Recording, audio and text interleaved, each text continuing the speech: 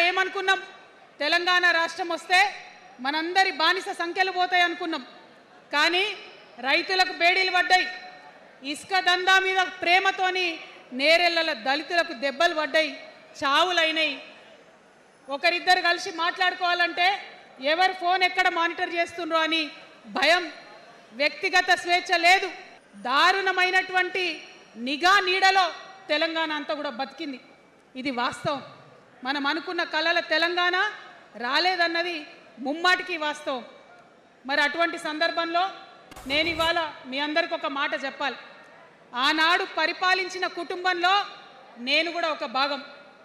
ఆనాడు పరిపాలించిన కుటుంబంలో ఒక భాగమైనందుకు కొన్ని విషయాలకు నేను సిగ్గుపడతా ఉన్నాను. తెలంగాణ ప్రజల్ని క్షమించమని కూడా కోరుతా ఉన్నాను. కానీ తెలంగాణ సాధించినందుకు మాత్రం చాలా గర్వపడుతున్నాను. నా జన్మ ధన్యమైందని చెప్పి భావిస్తూ ఉన్నాను.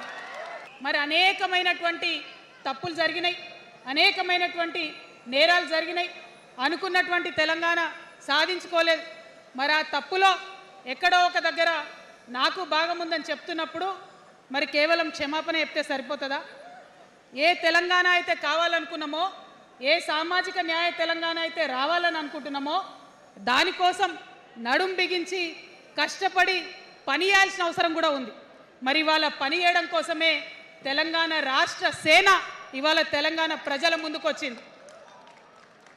రేపటి నుంచి మీరు చూస్తారు మా పని ఎట్లుంటుందో, మా పనితీరు ఎట్లుంటుందో. ఎందుకంటే ఏ పోరాటం చేయాలన్నా, ఏ ప్రజలకు మంచి చేయాలన్నా కేవలం కొట్లాడితే సరిపోదు. దానికి రాజకీయ అధికారం కూడా ఉండాలి.